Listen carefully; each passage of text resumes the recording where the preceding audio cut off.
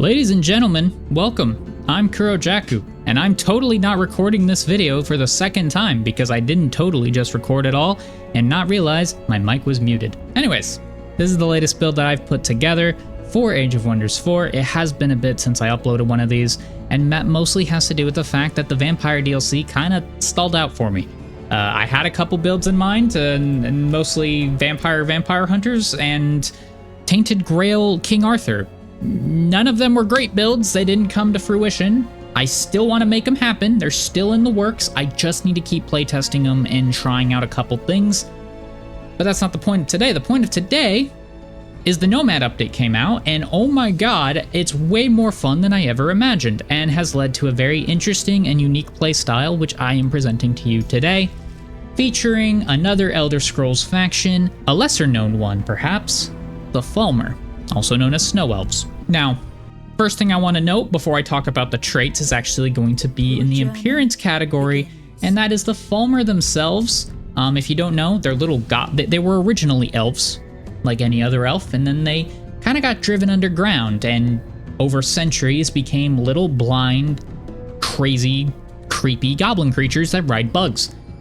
So, to achieve this, I went with the goblinoid form, but I gave them the human body override and gave them some long arms and made them real skinny, right? Their physique is minimum, so they look really, really frail. And then I also gave them the insect voice because, well, that doesn't sound very Falmer. That does sound very Falmer. They communicate through echolocation, so I felt like the bug sound made sense. Wanted to get that out of the way. We'll talk about this later. We'll talk about the ruler in a moment. Back to the goblins. So, for traits, I am running a flaw, which is weak constitution. Again, they look very frail. They've been trapped underground. I can't imagine they're the healthiest creatures, so this one made the most sense. Main reason it's here is to give me underground adaptation. I needed that one extra point, and I'm not 100% sure if one of my society traits actually lets me spawn underground. If I'm wrong on that, and you do get to start underground with it, feel free to remove this and weak constitution, or keep it if you like the flavor. Because you do get some extra stuff like being able to build farms, which I also don't think gets mentioned in the society trait, so it is probably worth it to have both of these. That extra NX range is also pretty useful. Your actual traits that we're going to be using Poisonous, which is going to give us a little bit of poison protection or blight protection, and melee attackers have a chance to be poisoned, combined with Hideous Stench, which will reduce magic resistance as well as debuff resistance, meaning they're more likely to get poisoned from our own poison trait. It is a very fun little combination. More on that later. For our culture, we're playing with the new Nomad culture, specifically the Conquerors. I do have a build with Scavengers, but that'll be possibly the next video or the one after that. I might make a little gap between them. Don't want to do too many Nomads too soon. But we're going to be playing with the Conquerors specifically because I want the Conqueror tier 3 unit. Plus, it just seemed thematically correct for what I'm going for here. Nomads are very unique. Unlike other factions, they can actually pack up their cities and move them around and then unpack them. Cities grow slower, but to compensate for that, they also have the ability to over-harvest resource nodes, such as gold veins and iron veins and all that. Once it's over-harvested, it destroys the node, no one else can use it without paying a hefty mana cost to restore it, and you get that permanent node added to your camp. So, let's say you sit on a gold vein for 10 turns, you get 10 gold per turn every time you are on that vein. You then over-harvest the vein. The vein is now worth nothing, but you have an essence of gold in your camp worth 10 gold per turn, effectively claiming that essence for yourself permanently as you move around the map. This is going to be very core to the playstyle, as you will soon see. We'll talk about units in a moment as we get closer to tomes, but let's move on to the society traits. First, I'm going to start with Subterranean Society. This is the trait that I'm not sure if it starts you underground. However, it is probably worth still having both anyways. The real reason this is here, this plays beautifully into our Falmer playstyle.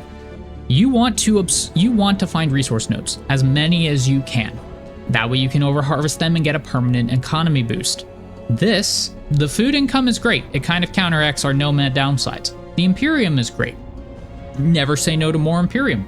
However, excavating underground provinces has a chance of getting additional resource nodes, and this means you can actually get double resource nodes in a single province. Your whole plan here is when you are in a, you'll start in a cavern, because of underground adaptation. You want to excavate your entire home cavern. You're going to get a bunch of additional resource nodes. You clear the monsters off of them, and then you permanently harvest this. It's not double, because not every time you'll get one, but you'll have 30 to 40% probably more resources than any other underground faction would, and you could permanently tuck them into your camp. It's a wonderful combination with the way nomads function. On that note, the other thing we're using along with it is Chosen Destroyers. This is a trait that has historically been kind of bad. Every other faction wants to build wide, get 3 cities, 4 cities, because more cities means more income, more places to spawn units from, easier to influence more of the map at a time, have more control over the map. The more map you control, the less map your enemy controls. So Trojan Destroyers, with the exception of mega city levels, has always struggled. Nomads, however, changes everything. Nomads already have their city cap reduced by 1, so instead of starting the game with 3, you start the game with 2. Which means dropping from 2 to 1 potential city cap isn't really a big deal. Nomads are kind of designed with having low amount of cities in mind because they're mobile. Chosen Destroyers, in exchange for only having 1 city, gives you permanent income every time you raise a city. You can no longer make more, but you get permanent stats for raising cities. This creates a very fun playstyle with the Falmer. You find a cavern, you consume the cavern, you excavate everything, you settle every province in the cavern, and you harvest every resource. Meanwhile, you send your troops up to the surface to raise any city outside of that cavern, getting more permanent income on top of the over-harvested nodes. Then you pack up, you send yourself through the tunnels to a new cavern, excavate the whole place to harvest resources, and raise every city outside that tunnel that you can. And you repeat the process. For every single cavern that you bleed dry and every little batch of cities that you burn to the ground, your economy gets better and better and better. You don't need a second city. And the whole I can't really use most of the map downside, completely negated by the fact that you can relocate your city. So you don't need to worry about moving troops really far distances to actually besiege someone, because your spawn point is directly underneath their spawn point. If there's a city in the cavern that you want, then you'll have to go besiege the city underground, but that's totally fine. Also, starting underground does help your early game out a bit, just because usually people start above ground and they won't come down and annoy you, so you do get an early game buffer where you don't have to worry about aggressive civilizations running you over. I love the combination of nomads and Chosen Destroyers and subterranean society. They all play off each other so beautifully to create a very different game. You're really not playing the Age of Wonders we've been playing for 3 years anymore. You're playing an entirely different, subtype. It reminds me of Total War, and I only say that because I've been playing Total War for the first time. The Warhammer one, for the past 2 weeks. Anyways, let's move on to the ruler real quick. We'll skip tomes and units for now. I'm doing a vampire ruler. What is your ruler's origin? Reason being, I couldn't really think of a good Falmer to be in charge. However, Dragonborn and Skyrim gave me the perfect out. You see, in Dragonborn DLC, you do meet 2 snow elves, 2 proper Falmer before they turned into the monsters that they are today, and they are only around because they are immortal vampires. Vampires kind of struggle. However, how do you fix the vampire weakness to sunlight? By keeping them underground. This mobile underground destruction playstyle is perfect for a vampire ruler. It fit the faction, it fit the narrative, it fit the lore, it fit the roleplay, and it fit the playstyle. Everything came together beautifully. Elder Vampire it is. And then if you want the appearance options, here you are. And the race, which we've already gone over. And of course, there's our boy's name for everything you wish to know. Now, let's talk units and tomes. Please don't mind that my Falmer are suddenly paler and a lot shorter. That is because I can't control this is the best way to show off units.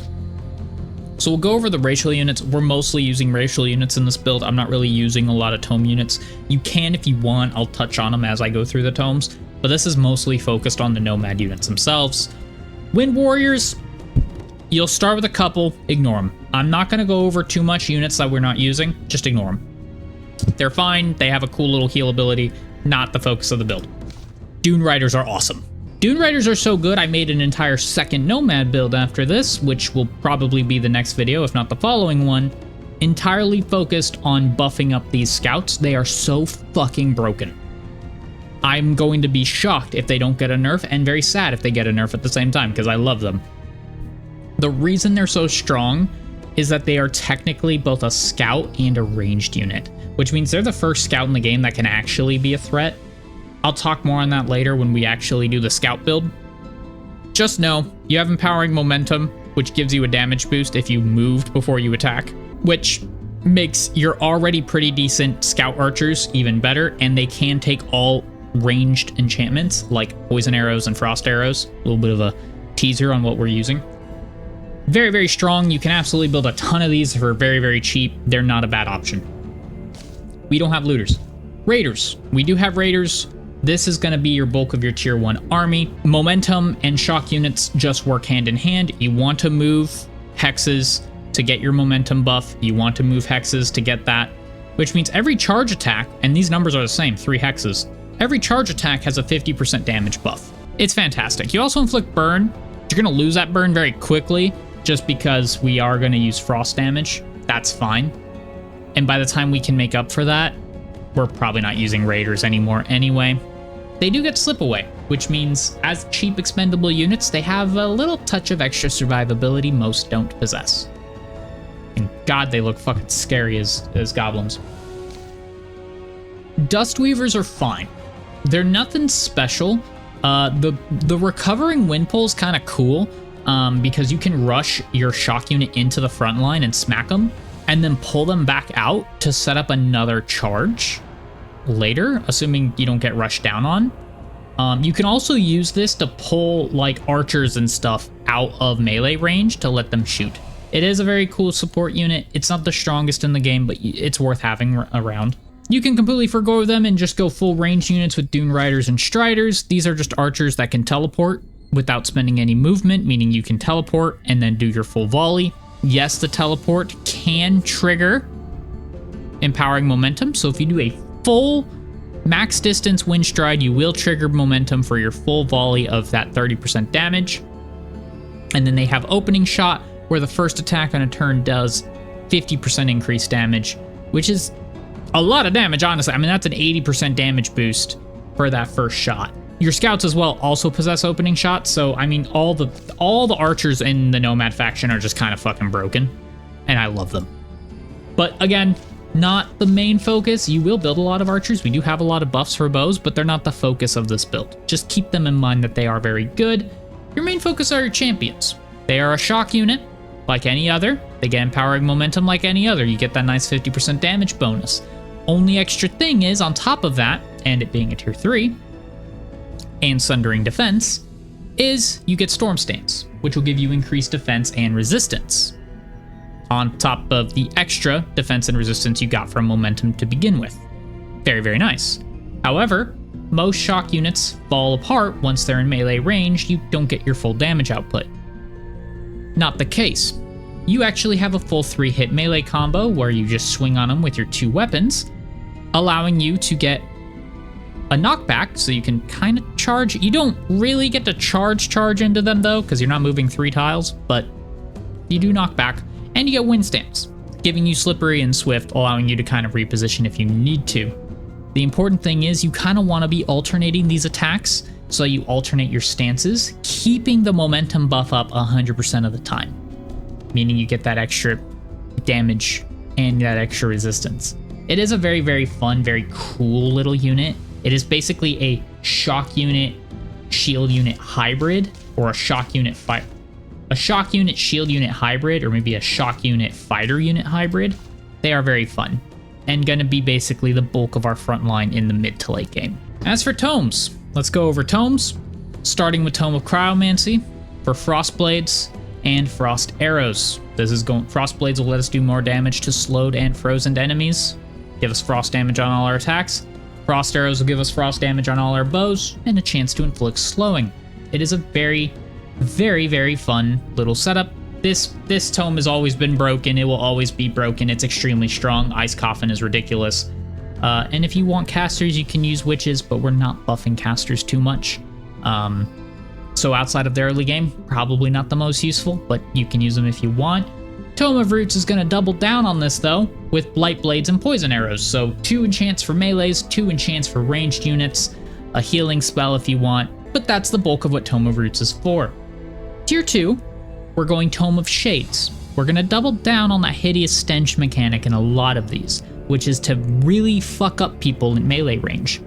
Living Shadows is going to do that. Technically, it's 2 hexes, but we're mostly focused on melee units. If our melee units get attacked by other melees, they will have a chance to inflict blind.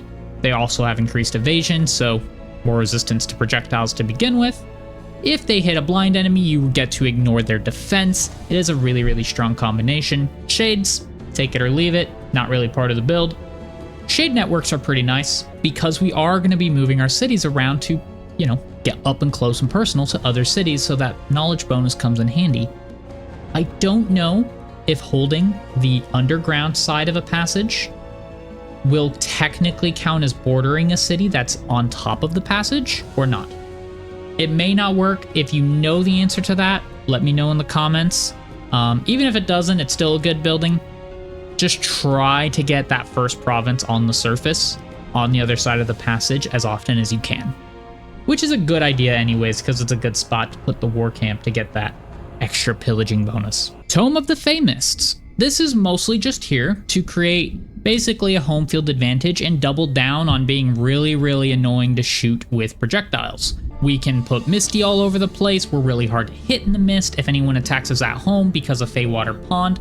All of our provinces will be Misty provinces, and it'll make projectiles have a really hard time hitting our swarm of melee units. Kind of doubles down on the whole blind thing. Take it or leave it, it's mostly there for Fey Touched, Staves of Mist, and the Feywater Pond, which I think are the best parts of this tome. In Tier 3, we have Tome of the Cold Dark.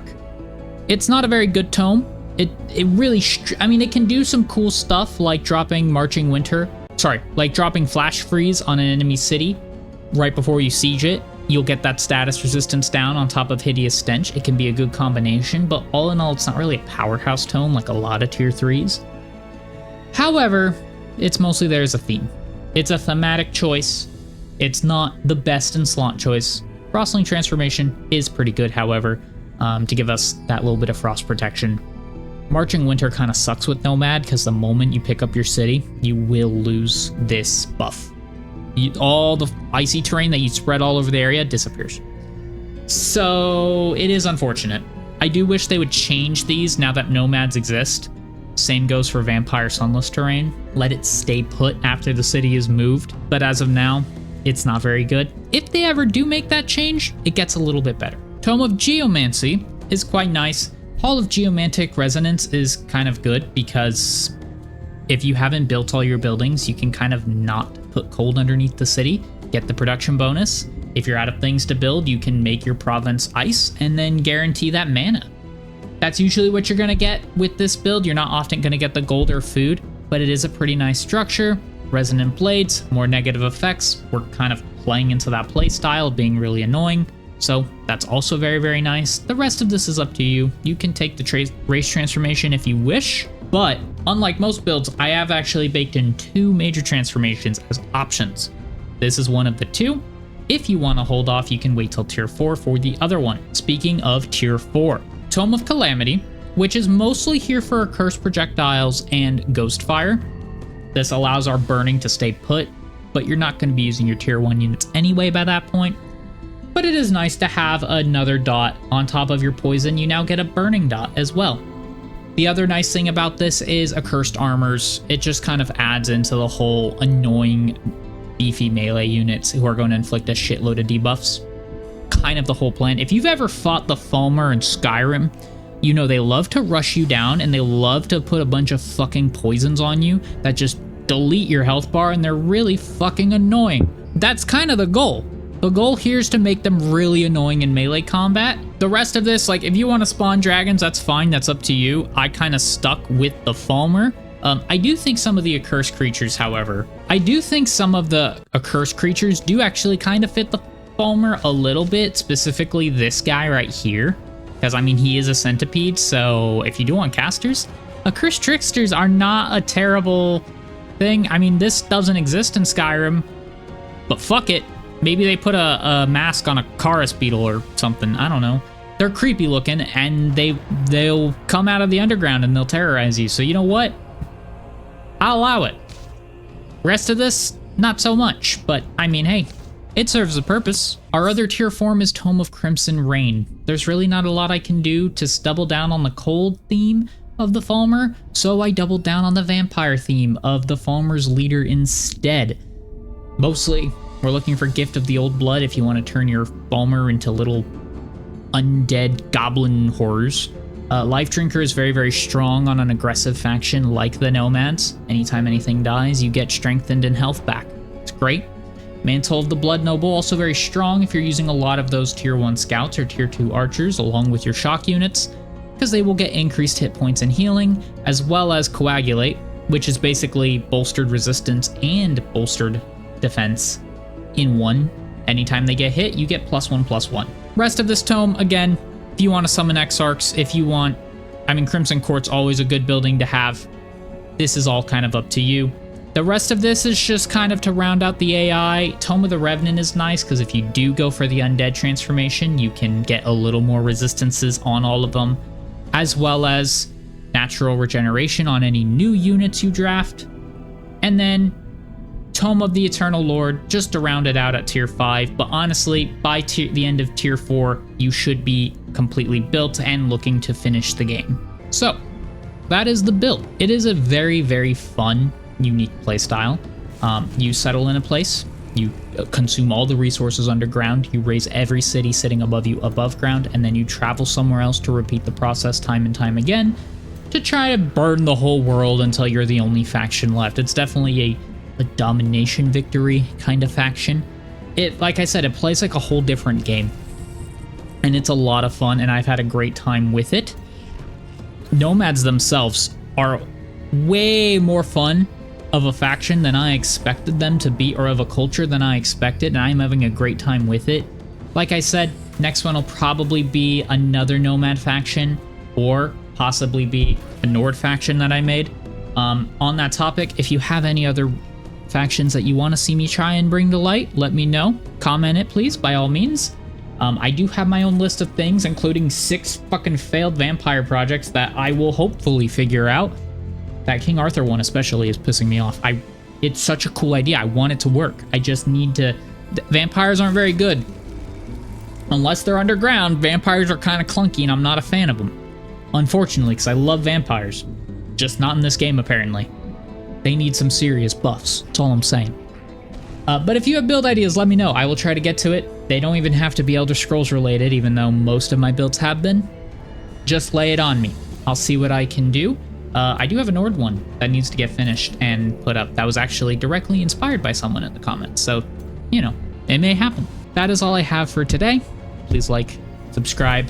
There will be more Age of Wonders soon enough. I have a lot of builds in mind for this Nomad update. I know I was kind of sleepy during Vampires. Busy with a lot of other things. I do other stuff besides Age of Wonders. I'm sorry. I can't stick with one game for too long or I lose my mind. So I have to do a bunch of variety stuff. It's just how it is. But there will be more. 2 builds at least will be happening in the next couple weeks, if not more. I just realized that description says Elves. Boy, do I hope there are no other typos in that, but let's just pretend that didn't happen. Thank you for watching. Until next time. And yes, I did have record on this time. Thank God. I did not want to do that a third time. I need water.